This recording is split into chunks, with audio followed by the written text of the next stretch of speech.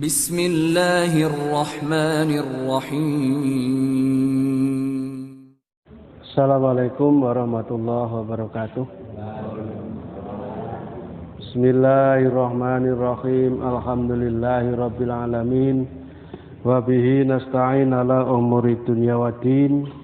Allahumma shalli wa sallim wa barik ala Muhammad wa ala alihi wa sahbihi ajma'in, amma ba'd.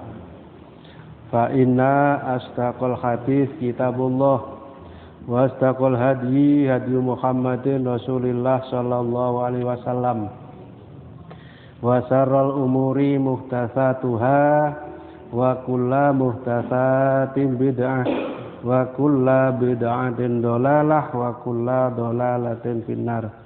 Hadirin jamaah majelis taklim rahimakumullah.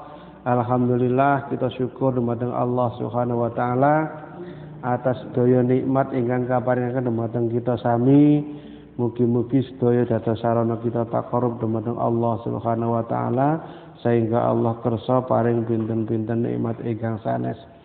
Shalawat salam mugi kunjuk dumateng arsa dalam Rasulullah Muhammad sallallahu alaihi wasallam ingkang dipun utus dening Allah bimbing kita sedaya.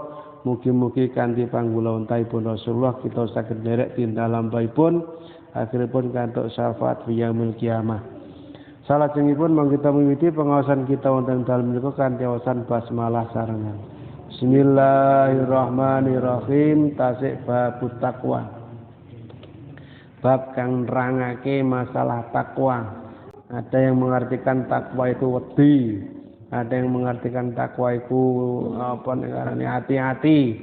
Ada yang mengatakan takwa itu adalah melaksanakan perintah, menjauhi larangan Allah dan sebagainya.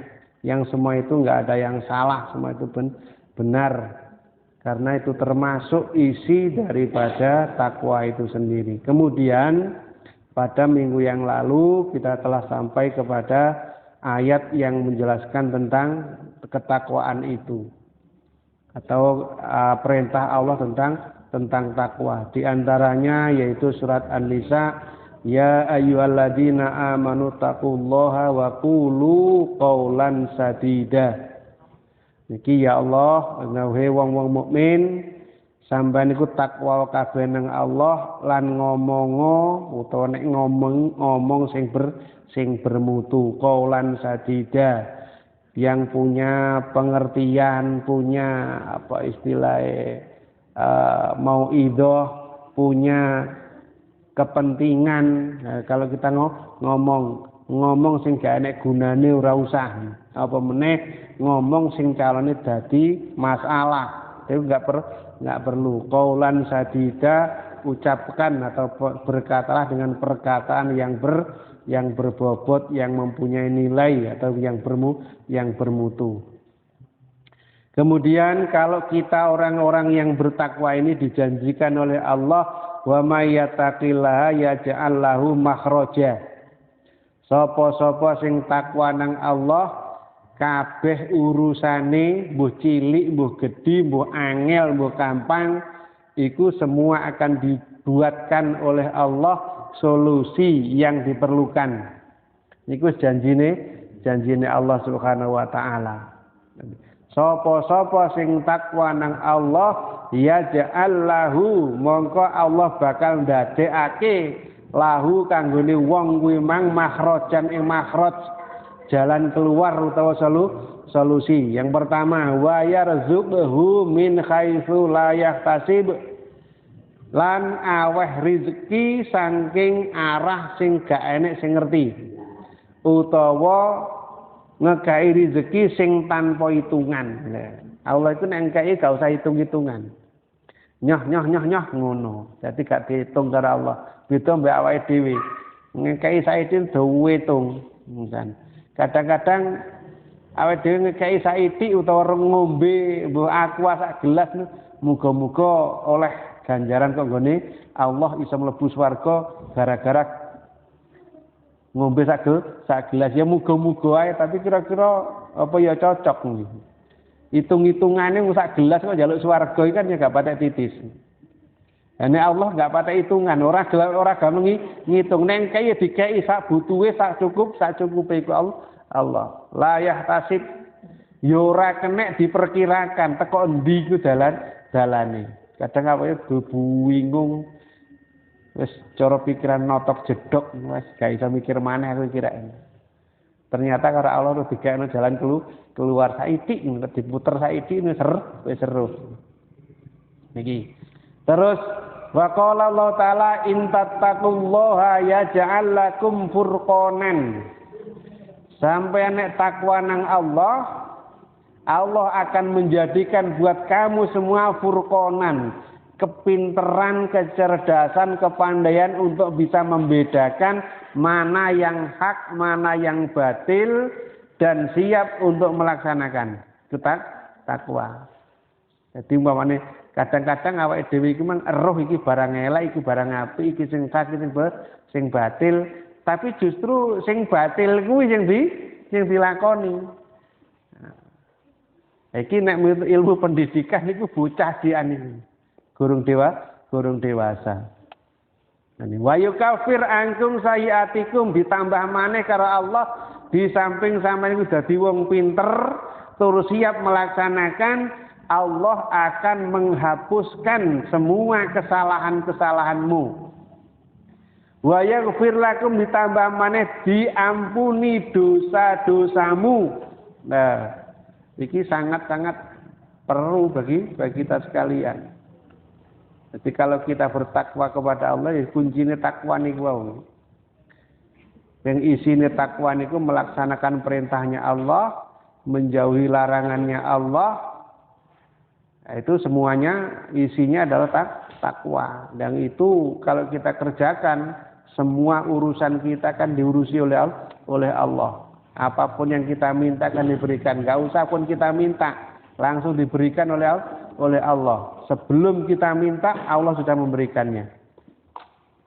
Wa amal ahadis anapun te pira-pira hadis iku kasiratun akeh fal awalu mengko te hadis kang awal. An Abi Hurairah ta cerita sang Abu Hurairah radhiyallahu anhu kala ngendika sapa Abu Hurairah. Kila takon sapa Abu Hurairah ta den takokake, ya Rasulullah, he Rasulullah, man iku sapa akramun nasi luweh utamane wong. Rasul, tiyang sing paling mulya niku sapa sih? Abu Hurairah takok tiyang sing paling mulya niku sinten? Pertanyaan iku umum, sing paling mulya sapa ya? Kala dawuh sapa Rasulullah at-tahum, wong sing paling takwa di antara menungso niku. Ya. Iki jawabane ya bener. Sapa Rasul tiyang sing paling takwa niku, sing paling utama, paling mulya niku. Wong sing paling takwa di antara kamu. Kalau dawuh Allah, inna akramakum indallahi atqakum. Sak temene wong sing paling mulya di antarane sampean kabeh iku atqakum sing paling takwa nang Allah. Ku sing paling mulya. Bukan sing paling dhuwur jabatane, bukan sing paling dhuwur pangkate, bukan sing paling akeh bondo donyane. Tapi sing paling takwa nang Allah. Laisa anhada, laisa ora ana anhada saking iki nas'aluka takon sapa kula dhateng panjenengan. Sanes niku sing kula takokni, ini cara bahasa awake dhewe iki. Sanes niku sing kula takokni. Lah terus maksude qala dawuh sapa Rasulullah fa Yusufu Yusuf sing paling mulya iku Yusuf. Soale napa? Nabiullah. Yusuf iku dadi nabine Allah. Yo anake nabine Allah, anake nabine Allah meneh. Yo anake kekasih Allah. Nabi Yusuf iku wong sing paling mulya. Siji dhek dadi nabi. Nomor loro dhek anake nabi. Nomor telu dadi putune nabi. Nomor papat dadi buyute nabi. Iku nama Nabi Ibrahim. Nek sampean takok lho, iku sing paling paling mulya. Lah nek kaya ingsun ngene Kanjeng Nabi Muhammad iku lak ya bapake duduk nabi. Mbahe ya duduk nabi. Nek dibandingno karo Nabi Yusuf iku lah tedak turun nabi. Anake nabi, dheke dhewe ya dadi nabi, putune nabi, buyute nabi. Qalu padha matur sapa para sahabat laisa anda an hadza nas'aluka sanes niku maksud kula.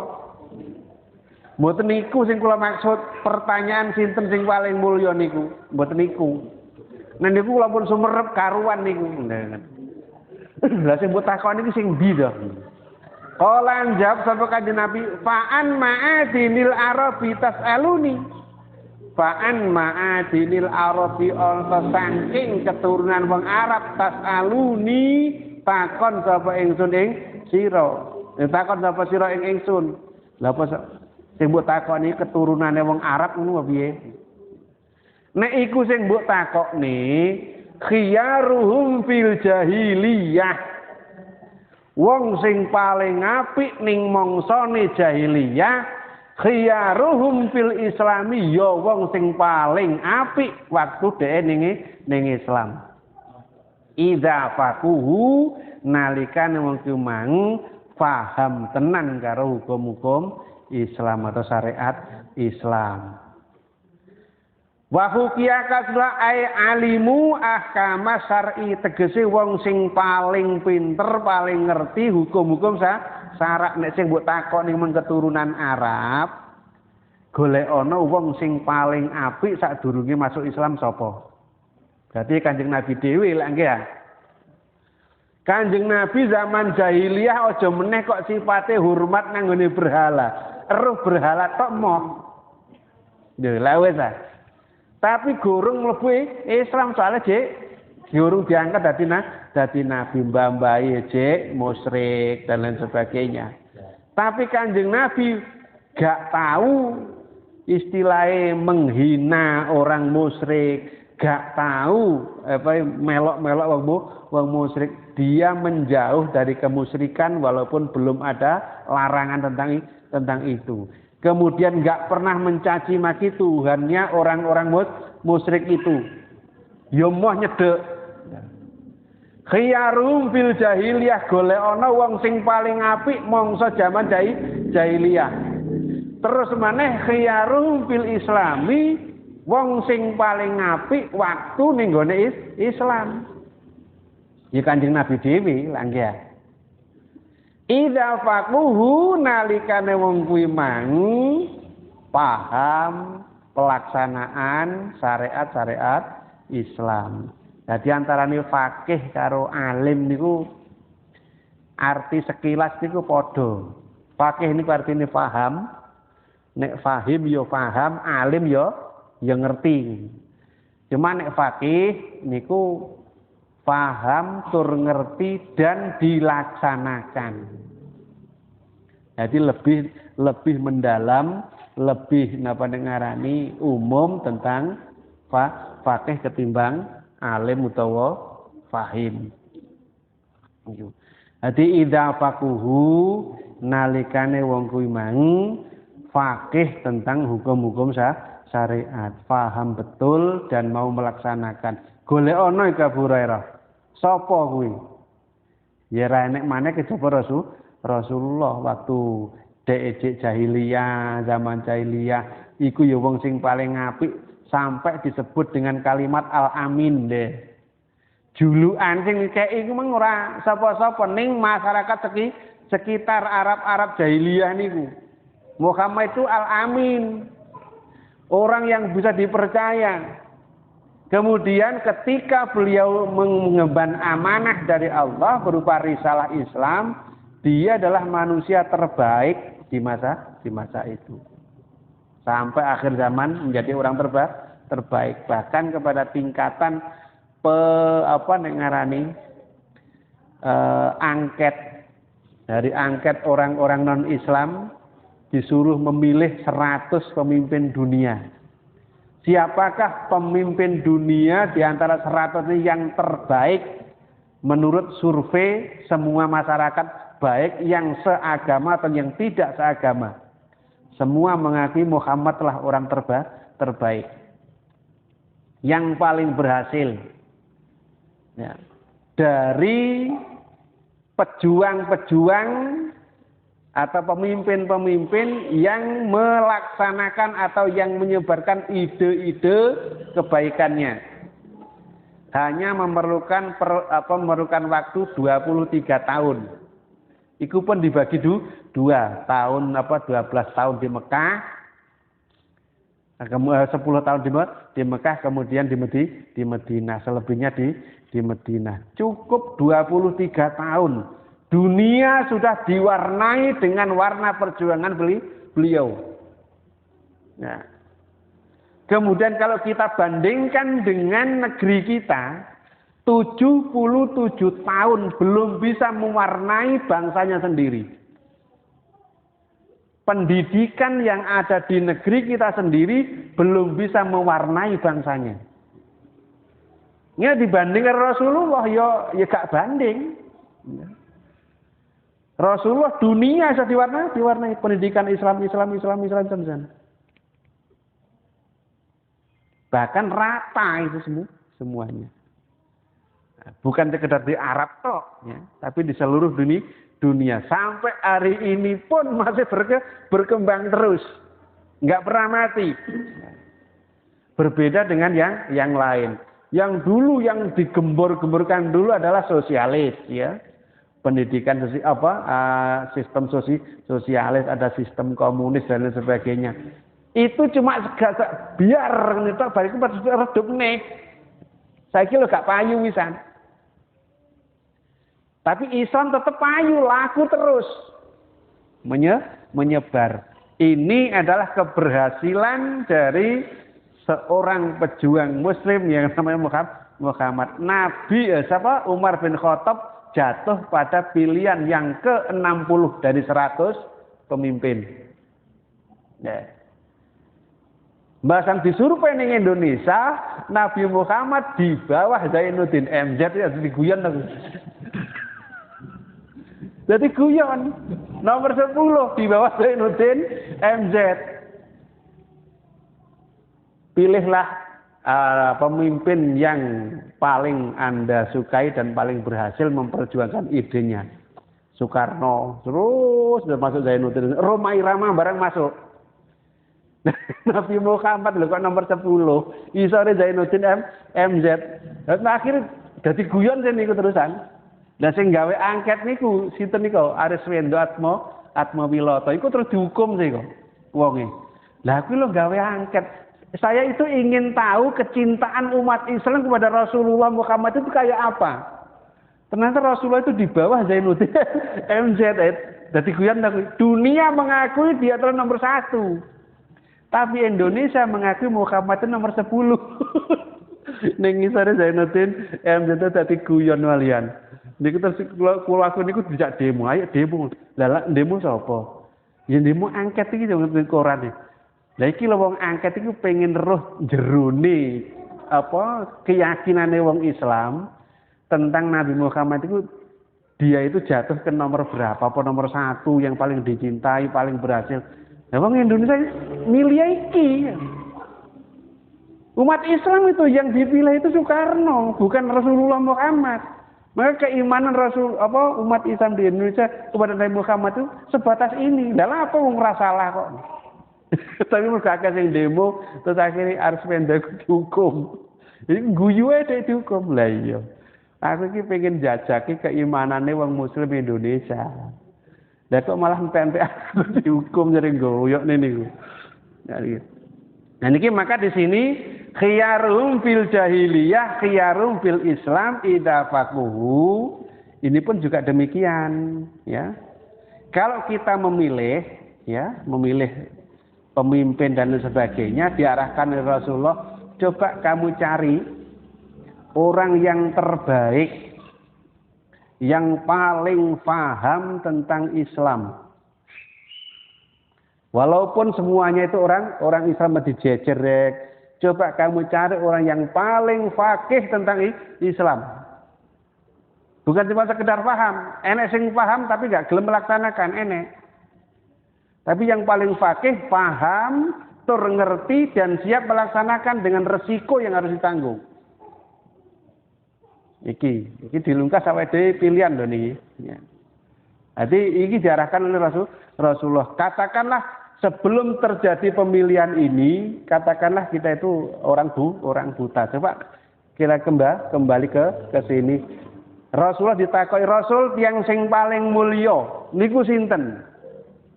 Nek sing mbok takoni keturunan Arab, coba golek ana wong sing paling apik sadurunge dadi pemimpin, ya, gampangane ngono. Sadurunge dhek masuk Islam zaman jahiliyah. Terus ketika dia di dalam Islam, masuk ke Islam, carilah orang yang terbaik dan yang paling fakih tentang Islam. Iki dikai gambaran kaya Rasulullah. Diawe dhewe goleki sing iki ae. Ya senajan toh kabeh iku mengapik, ya toh, calon iki apik, akeh calon iku. Engko disaring, digoleki sing paling fakih tentang Islam. Dene kok ternyata ngemblendong juga. Awake kan bukan yang salah memilih, artinya wis kita usaha untuk kesana. Yang paling fakih dengan Islam.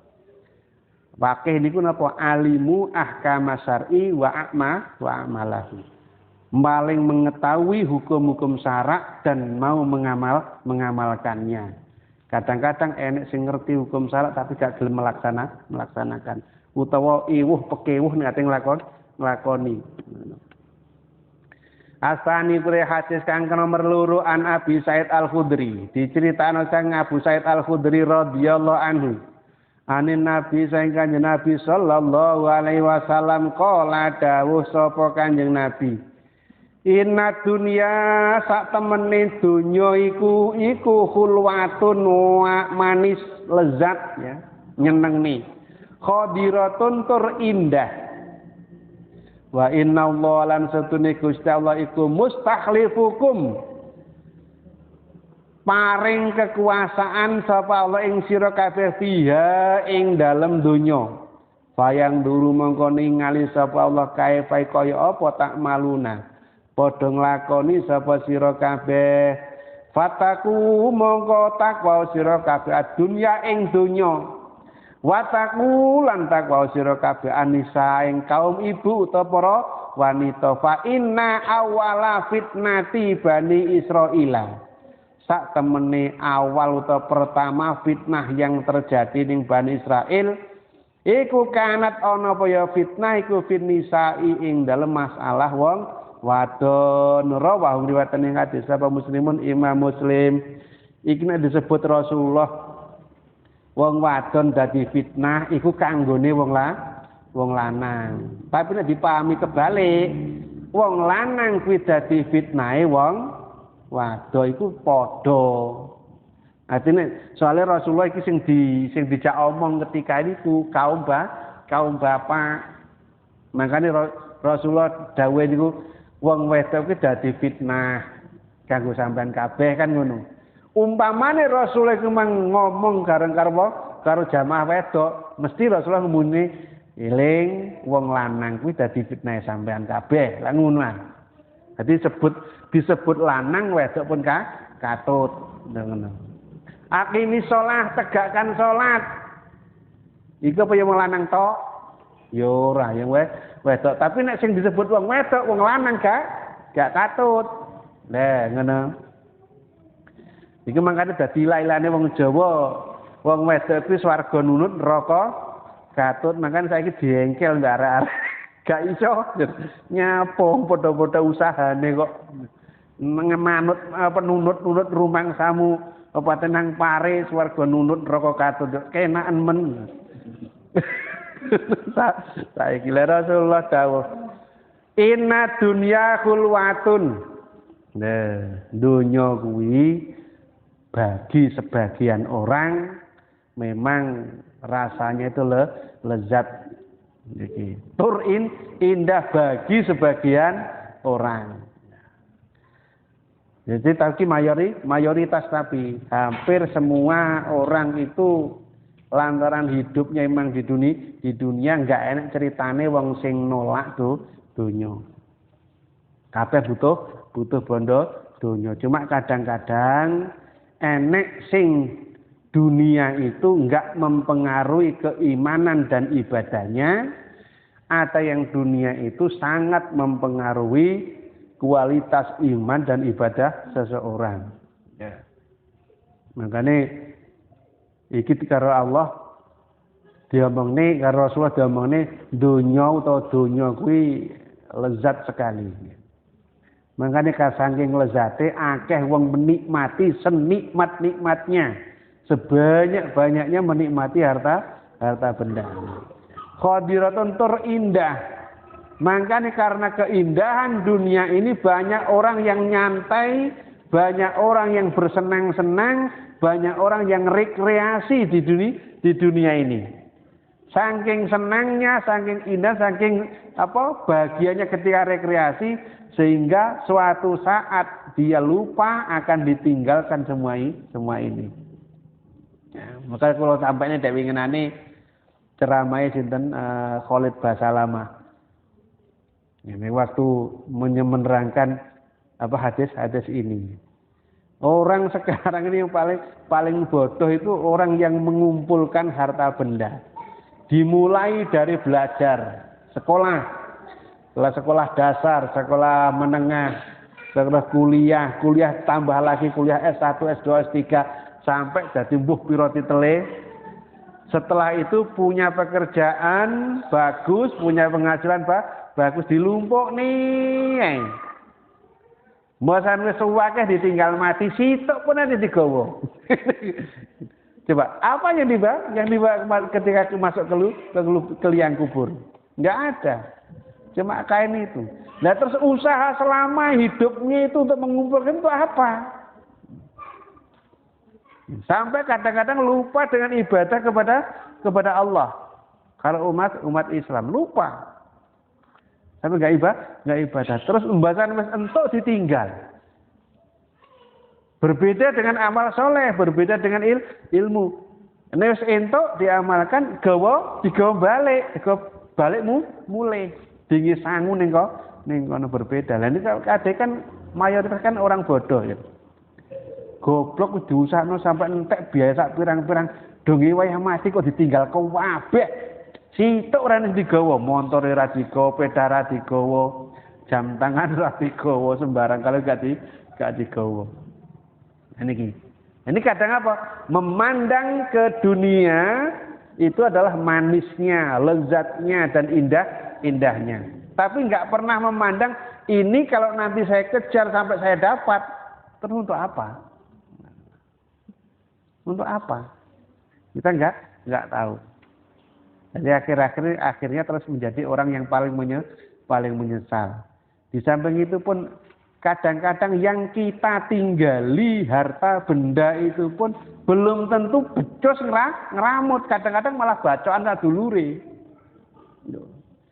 Kadang-kadang malah rebutan, orang menentramkan tapi malah dadakno geger. Soalnya apa? Memang karakter dunia itu gegeran. Wis, nduk dia wis ta. Kok bicara masalah penduwian, masalah aset tentane mesti geger. Ya. Organisasi nek wis bicara masalah kasmu enek pira, kanggo apa mesti tentekane geger. Ya. Itu memang karakternya seperti itu, enggak ada ketentraman. Jadi tentreme iku nek ditinggal. Iki baru tentrem.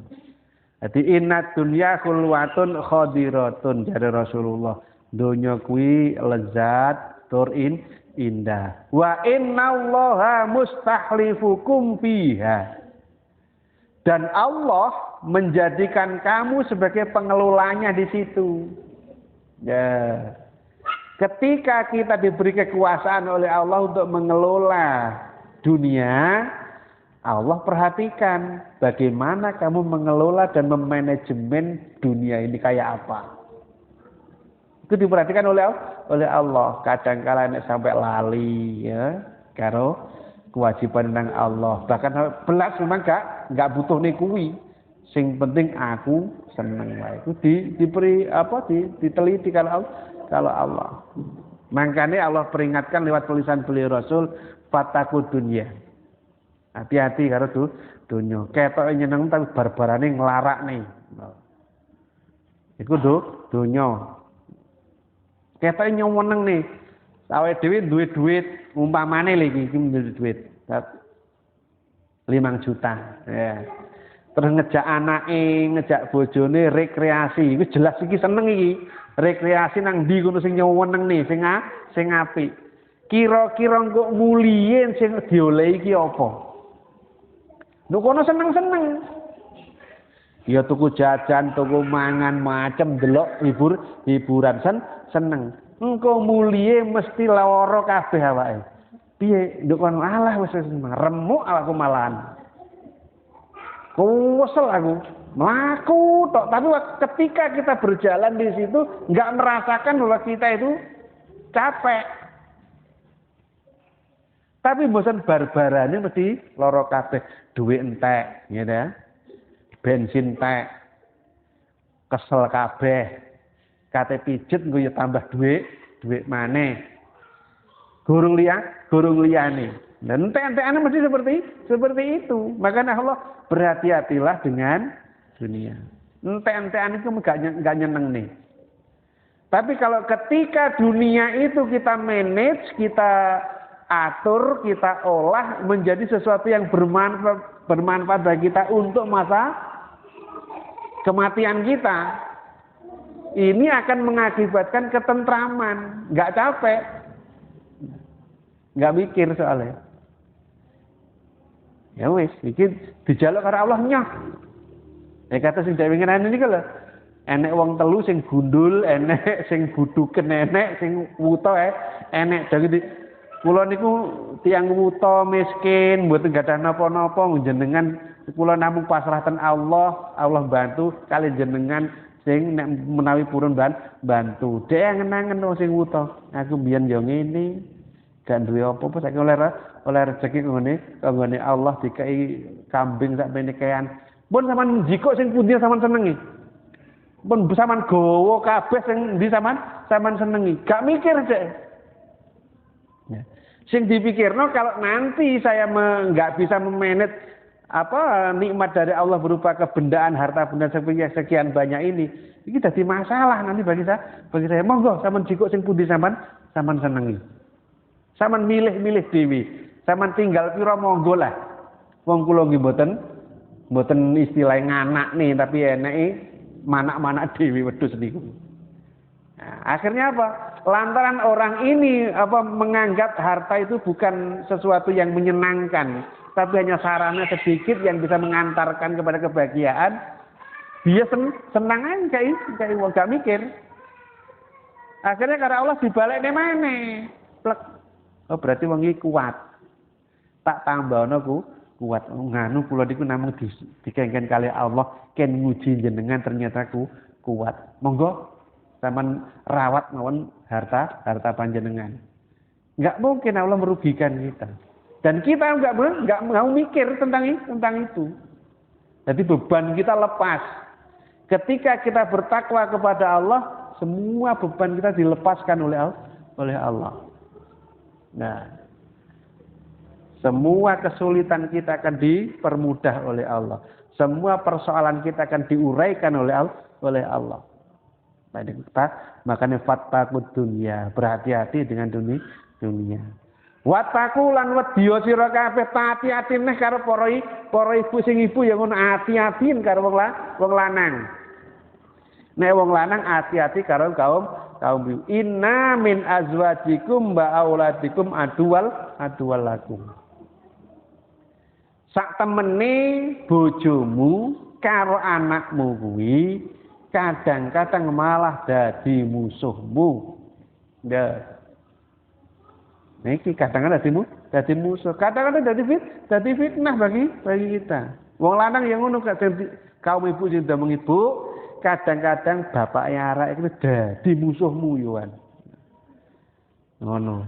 Nek ngomong karo bapak-bapak, Pak, bojone sampean, ibu-ibu iku mang, bu arek-arek kuwi mang, iku kadang dadi musuhe sampean. Dadi iku adalah padha. Wong-wong Bani Israel mbiyen ancur remuke iku ya perkara ibu-ibu. Ya. Coba sampean sing Indonesia. Jenenge Sarit, kok Sarit apa? Sakera. Sakera terkenal lah sampean niku. Kenal Sakera. Sakera iku wong paling disungkani. Ya pendekar, ya wong sing disungkani, wong apik lah gampangane ngono. Tapi kalah karo bojone. Remuk nek karo bojone niku. Sarit ya ngono. Kalah karo bojone. Iku terus sapa kae? Raja Firaun kalah ya karo bojone. Niki banyak orang-orang yang hebat kalah karo kaum ibu. Begitupun nek ngarani kaum ibu pun kadang-kadang bisa banyak juga yang terobsesi utawa jatuh gara-gara kaum bapak. Akeh wong wedok sing lega lila ninggalno agamane mergo kepengin rabi karo wong lain agama. Sak pirang-pirang. Saiki sakniki. Lah iki fitnah-fitnah seperti itu memang oleh Allah memang dipasang ya. Ranjau-ranjau percobaan, ranjau-ranjau fitnah itu memang dipasang oleh Allah. Tapi ketika Allah memasang ranjau itu, Allah peringatkan, ingat ini adalah ujian, ini adalah fitnah. Kok pun seneng Rasulullah habibaka haunamma. Cintailah orang yang kamu cintai itu sekedarnya. Nah, barangkali setelah kamu cintai ternyata di tengah perjalanan menjadi bahaya bagi kamu sehingga kamu benci kepadanya. Dan bencilah orang yang kamu benci tapi ya sekedarnya. Jangan-jangan nanti di akhir kehidupan kamu itu orang ini sangat kamu cintai. Itu Rasulullah ketika memberikan wejangan kepada sahabat-sahabatnya. Niki Allah dawuh wattaqu an-nisaa taqwa utawa hati-hatin karo kaum ibu uripmu kuwi. Fa inna awwala fitnati Bani Israil, awal-awal fitnah kehancuran Bani Israel itu kanat fin nisa'i karena dia itu sangat terpengaruh oleh kaum bapak. Maka Rasulullah pernah sahabat ngerti ning kekaisaran Kisra ya nek Persia iku Kisra rajane iku berarti Kisra nek kaisar iku Romawi. Rasul Kisra tenggene napa niku tenggene Parsi niku kathah sing dipimpin kalih kaum ibu. Nah, cara kene presiden niku wedok. Jawabane Rasulullah enak. Ora bakal untung, ora bakal makmur, ora bakal seneng urip sing dipimpin karo wong wedok. Nah. Jadi ketika itu semenjak Rasulullah pernah menyampaikan hal seperti itu, umat Islam ketika memilih pemimpin nggak pernah memimpin wedok. Kenapa? Karena Rasulullah muni seperti itu. Sudah dawuh seperti itu. Nggak bakal beruntung la yuflihul mukminin idza wusitanamu ilan nisa. Tidak akan beruntung orang mukmin yang menyerahkan kepemimpinannya kepada kaum ibu. Ngono. Niki tapi saya kan dibantah karo wong-wong. Ya, dibantah. Nyatane itu dipimpin wong wedok ngene macem. Ya. Dia enggak tahu di balik itu ada bahaya apa. Kalau kita menyerahkan kepemimpinan kepada kaum ibu, bukankah kaum ibu itu adalah orang yang perlu dilindungi? Kaum itu perlu dilindungi bukan melindungi.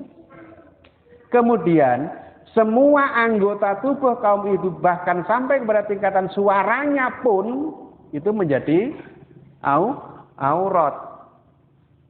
Apa kita tega membiarkan aurat itu diumbar ning dindi? Apa kita nggak pernah merasa bersalah? Rono-rono dikawal karo orang pemimpin istilah pengawale lanang kabeh. Terus bojone sapa sing dikane kaya ngono iku? Dikawal wong liya. Gak kuatir ta.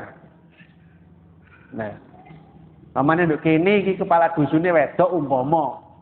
Dilalah enek laporan, Pak kepala dusun atau Bu kepala dusun, saniki enten bahaya, enten maling enten mriko monggo ditangkep.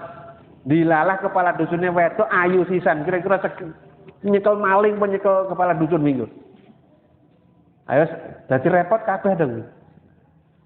Ini kan nggak pernah terpikirkan untuk itu. Gak kaya wong lanang. Istilahnya nek cara zamane wong biyen, nek wong lanang kuwi ombo jangkae, wong wedok iku keserimpet jarike. Lah ngono cara zaman biyen penake ngomong. Ya walaupun saiki dibantai karo wong-wong terserah lah mau membantah. Tapi yang jelas Allah itu setelah menetapkan hukumnya jedok nggak bakal diganti. Nah, soalnya bahayanya mesti disiapkan karena Allah. Di balik pelanggaran ini akan muncul bahaya-bahaya baru. Makanya di atas perintah Allah atau di balik perintah Allah itu pasti ada manfaat yang besar.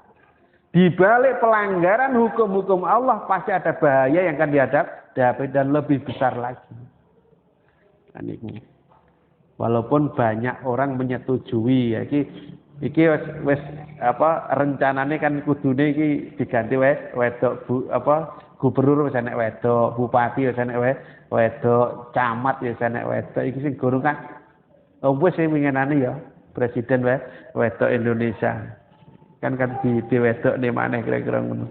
Ya terserah kalau memang sanggup menghadapi bahaya yang sudah disiapkan oleh Allah yang kita nggak tahu bahaya itu kayak apa. Yang jelas bahaya sosial dan bahaya moral. Itu yang jelas.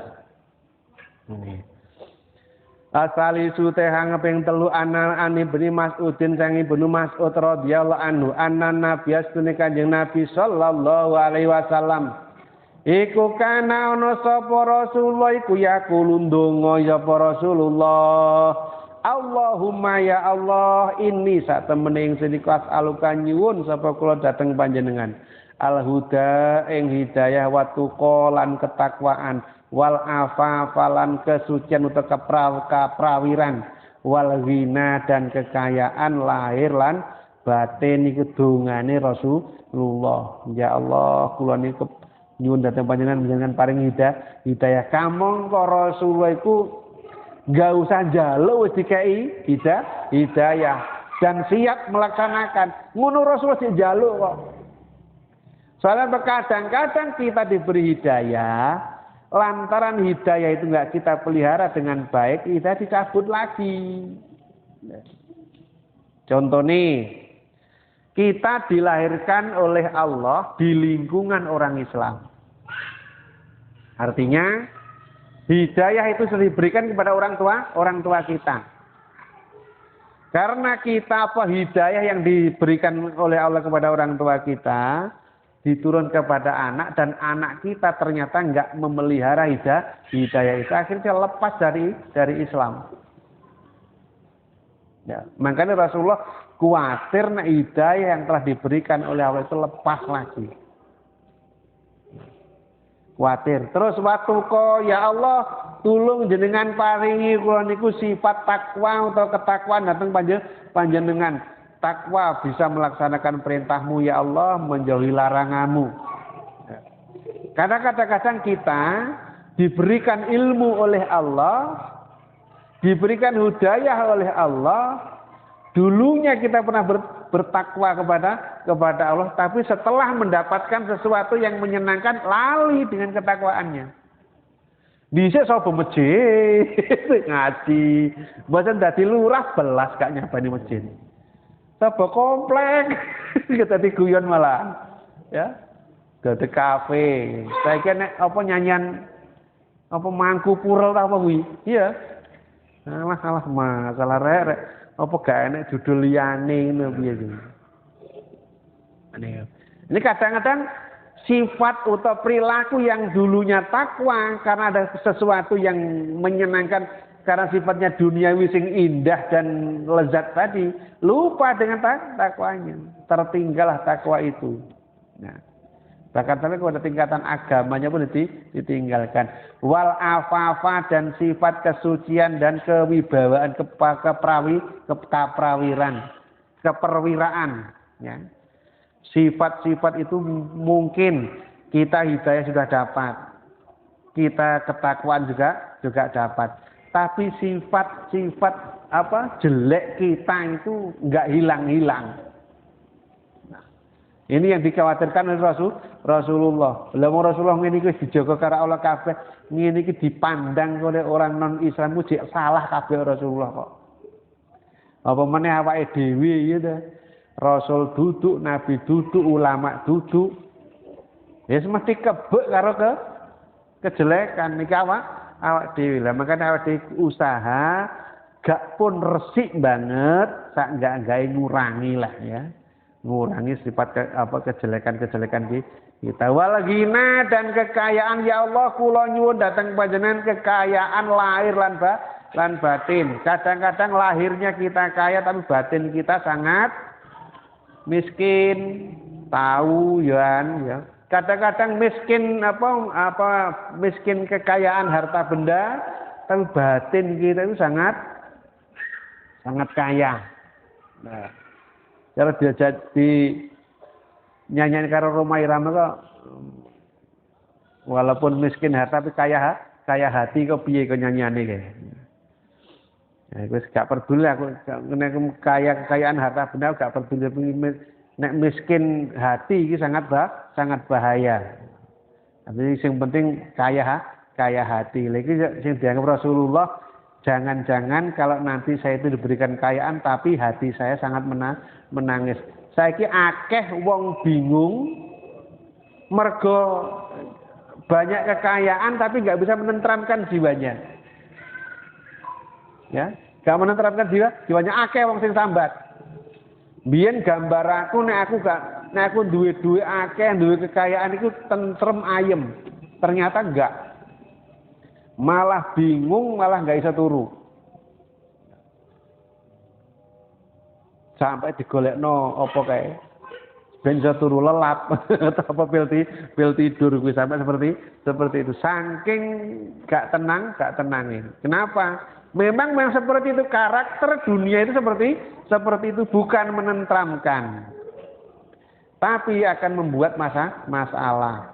Semakin akeh semakin banyak masalah. Semakin nggak tenang semakin nggak tentrem Tapi kalau semakin banyak ilmu, dan niki beda maneh. Semakin banyak ilmu semakin bahagia. Niku Rasulullah ketika napa ngarani ndonga ten Allah, inni as'alukal huda wat tuqa wal afafa wal ghina. Nah ini. Jadi telu rak dijaluk papat dijaluk Rasulullah, ya Allah hidayah kula pun jenengan cabut. Ketakwaan kula pun sampai kelindih atau kalah kali liyane. Keperwiraan kemartabat saya jangan sampai jatuh. Kemudian kula njaluk kang panjenengan kekayaan lahir dan kekayaan batin empun sampai gunjing. Nah, Rasulullah itu kaya tapi enggak gelem semuge gitu. Nah, nyatane diwarisno wong sak ngalam donya ora entek-entek gak sugih Rasulullah. Diwarisno karo awak dhewe. Tak waris nang sampean kabeh tarok fikum amro ini sampai seprene awake dhewe mewarisi tinggalane Rasulullah yaiku Al-Qur'an karo sunnah. Wong sak ngalam donya iki. Nah, berarti kan Rasulullah sugih, ya sugih. Bondo uga sugih ati. Rasulullah enggak pernah nesu. Nggak pernah muring-muring nang nggone wong sisa, wong salah paling beraba-abang mergo menyesal apa nek ngarani karena ada orang yang nggak terima ketika bagi ghanimah.